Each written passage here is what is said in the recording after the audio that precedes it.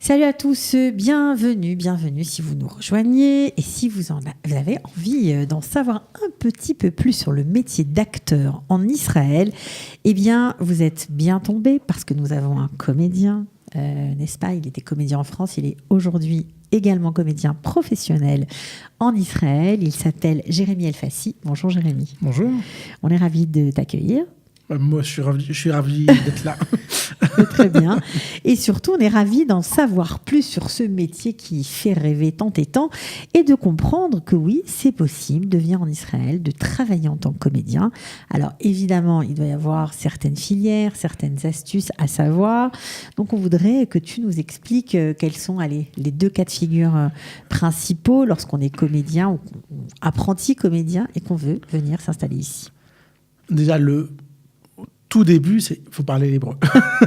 En tout cas, il faut l'apprendre. Tu mens, puisque toi, tu ne parlais pas l'hébreu. Je ne parlais pas l'hébreu, mais voilà. Mais on l'apprend en même temps qu'on commence. Mais bon. Alors voilà, il y a deux cas de figure. Le premier, c'est si on vient et qu'on veut apprendre le métier d'acteur en Israël. Là, il faut se renseigner sur les écoles de théâtre qui existent. Il y en a plusieurs. Il y en a plusieurs. Trois principales, je pense. Voilà, il y en a même une à Jérusalem. Et le reste est en gros à Tel Aviv. Et donc voilà, on fait ces études et l'intérêt de faire ces études en Israël, c'est d'abord évidemment d'apprendre le métier, mais surtout de rencontrer dans son parcours des camarades de classe qui vont devenir des copains et aussi des gens avec qui on va travailler par la suite. Certains seront acteurs, d'autres metteurs en scène. Voilà, exactement. Et aussi de rencontrer des professeurs qui sont eux-mêmes metteurs en scène et qui peuvent être intéressés par vous prendre pour un spectacle qu'ils font en dehors de l'école ou quand vous avez fini votre carrière. C'est assez fréquent, en fait. Donc, c'est un lieu et d'apprentissage et de rencontre hyper important pour la suite de sa carrière. D'accord, donc j'en profite pour saluer Judith Mergui qui, elle, a fait ce choix-là. Voilà. Elle a fait une école de théâtre en Israël en hébreu. Elle a galéré parce qu'elle ne maîtrisait pas, bien évidemment, l'hébreu, mais elle s'est accrochée, elle a réussi. Et d'ailleurs, c'est comme ça qu'elle a connu Maor Zagouri, le metteur en scène qui l'a après embauché. C'est exactement ce que tu étais en train de nous décrire comme processus. Donc ça, c'est, on va dire, une possibilité. Voilà. Alors après, si on arrive comme moi, c'est-à-dire on a étudié le théâtre en France, on a déjà joué en France, et puis on décide de venir en Israël, on se dit, tiens, j'ai encore envie de jouer, j'arrive pas à renoncer à ce métier-là, je veux continuer à jouer. Alors là, on apprend l'hébreu, comment dire, on peut faire, j'imagine, se diriger vers des stages. Voilà, c'est ça, on fait des stages. En fait, il y a tout un tas d'organismes en Israël qui proposent des stages pour les acteurs professionnels. Il y a le syndicat des acteurs, il y a une autre... Ça s'appelle comment en hébreu, le syndicat des acteurs ? Shaham. D'accord. Et il y a aussi une association qui s'appelle Sadnaot Abama, dont le but est de proposer des stages pour les acteurs professionnels. Et là, et là, donc, ça s'adresse à tout le monde, enfin, avec visée professionnelle, évidemment. Et c'est pour but de permettre aux acteurs de pratiquer, de jouer, de pratiquer, de rencontrer des gens et aussi de rencontrer des metteurs en scène. C'est un lieu de rencontre, avant tout. Voilà. Et dans le cadre de ces stages-là, si y a une connexion, si on est repéré par un metteur en scène, il peut vous proposer du travail, il peut vous proposer un rôle dans une série. Donc c'est un moyen de se recréer, se refaire un réseau. Exactement. Et en même temps de ne pas être déconnecté de son métier et de connaître un peu ce qui se passe, tout simplement ici chez les pros. Voilà. Il faut sortir au théâtre, il faut aller voir des choses, comprendre qui sont les metteurs en scène qui comptent. Et il y a aussi un truc, c'est que si vous avez la chance à un moment d'être pris dans un spectacle, quand on est dans un spectacle, on intègre une troupe, où généralement des liens très forts vont se créer entre vous et de façon assez immédiate, et vous rencontrez d'autres gens qui ont eux-mêmes un réseau dont ils peuvent vous faire profiter. C'est-à-dire, ils vont penser à vous pour un rôle dans une pièce dans laquelle ils jouent, ils vont inviter leur metteur en scène qui va venir vous voir jouer, etc. Donc ils invitent par exemple un agent ou un metteur en scène pour eux, et puis finalement le metteur en scène va vous repérer à vous. Exactement. Ça peut arriver. Exactement. C'est un métier de toute façon qui se base énormément sur les rencontres. C'est-à-dire qu'il faut rencontrer des gens. C'est vachement important parce que autrement, on ne sait pas que vous existez. Donc, où on peut aller pour rencontrer des gens, que ce soit dans des stages, dans les théâtres, dans des premières, etc. Voilà, c'est bien. C'est important. Voilà. Alors, ça, c'est l'univers du théâtre. Maintenant, qu'est-ce qu'il se passe quand on veut pénétrer l'univers du cinéma ou de la télévision ? Alors, voilà. Alors, pour le cinéma, c'est important, fondamental d'avoir un agent. Sans agent, il est quasiment impossible d'accéder à des rôles.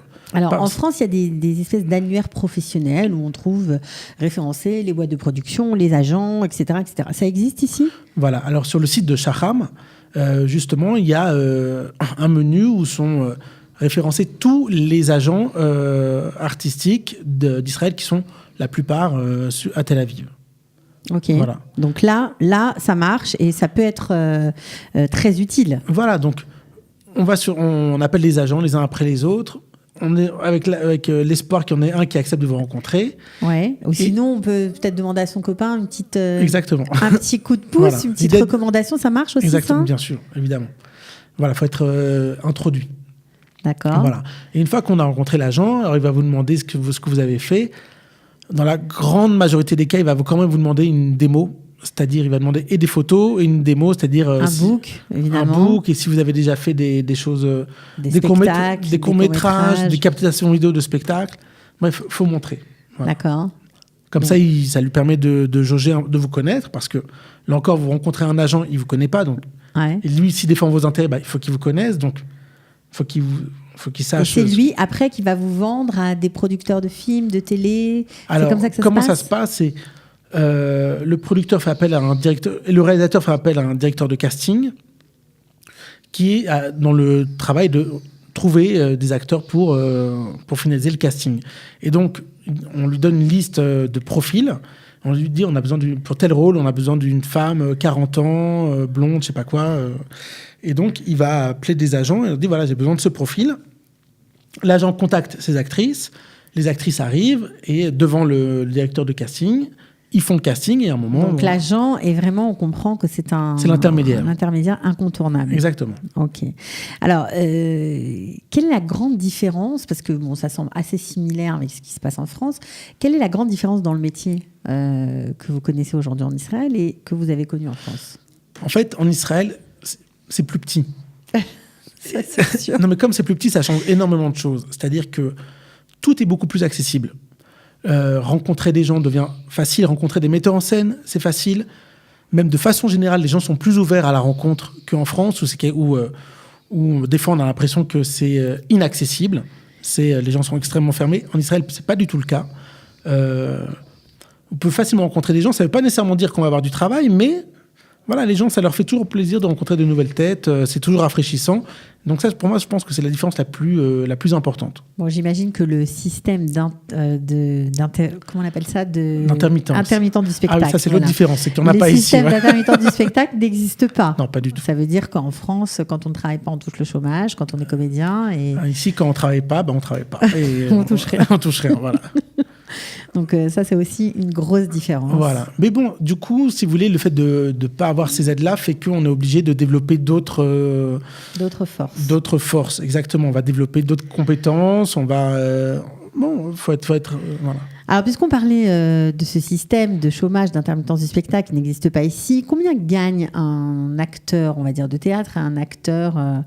de télé ou de cinéma, si on peut faire... Un acteur de théâtre, s'il est salarié d'un théâtre, il peut gagner le salaire minimum qui est à peu près 6 000 shekels et... ça peut monter. Ça peut monter en fonction du nombre de spectacles, en fonction de sa notoriété, de son ancienneté. Je connais des gens, ils gagnent 12, 15, 20 000 shekels. Mais bon, après, c'est... Voilà, mais ça devient... En tant que salarié d'un théâtre, on va dire. Voilà, après, si on est acteur indépendant... Bon, là, c'est comme tout, ça varie selon les mois, selon les rencontres, les projets. Les rentrées, voilà, sont il n'y a pas de grille spécifique, ça n'existe pas. Non. D'accord. Bon, ça, c'était juste pour la petite histoire. Voilà. Bon, qu'est-ce qui vous a vraiment aidé à vous ? Qu'est-ce qui vous a aidé ? Ce qui m'a aidé, moi-même. Non, c'est-à-dire qu'à un moment... l'adage « aide-toi et le ciel t'aidera », c'est un peu ce qui m'est arrivé. C'est-à-dire que moi, je suis vraiment passionné de théâtre et j'allais voir des spectacles parce que je voulais vraiment les voir. Pas nécessairement parce que je voulais rencontrer d'autres gens, mais Ça arrivait après. Parce que vraiment, ça m'intéressait. Je voulais voir comment on faisait du théâtre ici. Et je parlais de théâtre tout le temps. Donc, et voilà, en rencontrant des gens qui m'ont proposé des rôles, j'ai joué dans des spectacles, on m'a vu, ça a basculé sur d'autres rôles, sur d'autres projets. Enfin, ça n'était que ça. Et la mise en scène, ça t'intéresse ? Alors, la mise en scène, au début, j'ai commencé à faire un peu de mise en scène en Israël. Je parlais pas bien hébreu. Et j'avais monté un groupe d'acteurs. Bon, et en fait, c'est devenu un peu n'importe quoi, mais c'est devenu des super copains. T'as pas tout perdu. Non, mais donc, en fait, moi, je suis arrivé, je suis tout seul ici. Et donc, quand on veut monter un spectacle, il faut avoir un peu une assise derrière ou des gens qui vous aident, avoir une bagnole, Bon, et ici, j'avais pas tous ces trucs-là. Je me suis dit, c'est trop gros pour moi. Donc, j'ai laissé tomber au bout de 6 mois, mais c'est devenu des copains qui sont encore des copains jusqu'à aujourd'hui. Donc, ok. Voilà. Bon, alors on comprendra que pour être acteur en Israël, le grand secret, c'est d'avoir une bande. Ça, c'est un peu partout pareil. Ouais. C'est d'avoir des contacts, le contact facile, de ne pas avoir peur d'enfoncer des portes. Voilà. Et puis, voilà, faut apporter son originalité aussi. C'est-à-dire que... Voilà, on est français, on a un accent, c'est très dur de s'en débarrasser. Donc, on arrive avec une autre personnalité, puisque nous autres Français, on a une façon de parler. Bon, en même temps, on penser. est de plus en plus nombreux, donc il faut bien nous mimer dans des pièces, il faut bien nous mettre en scène quelque part. Surtout, je pense qu'il y aura de plus en plus de rôles à la télé, au cinéma, où on verra de plus en plus de Français, parce que ça correspond à une réalité. Ça correspond à la réalité qui est en train de se dessiner aujourd'hui. Dans la société israélienne. Ok. Bon, alors vous l'aurez retenu si vous êtes comédien et si vous craquez. Alors retenez bien le site Shahram, c'est ça ? Voilà. Shahram. Voilà. Shahram, voilà. Là-bas, vous trouverez une mine d'informations a priori des agents si vous en cherchez. Exactement. Est-ce qu'on peut vous appeler si on a besoin d'un petit conseil ? Oui, bien sûr. C'est possible. Je peux laisser votre numéro ? Pas de problème. Ton numéro ? Ok, bon, alors on mettra le numéro de Jérémy Elfassi sous la vidéo si vous avez besoin de conseils, si vous êtes acteur professionnel, bien évidemment, et que vous aimeriez en tout cas percer ici. Voilà, vous pourrez le contacter. Merci beaucoup, Jérémy. Mais de rien, avec plaisir. Et à très bientôt. Au revoir. Ciao.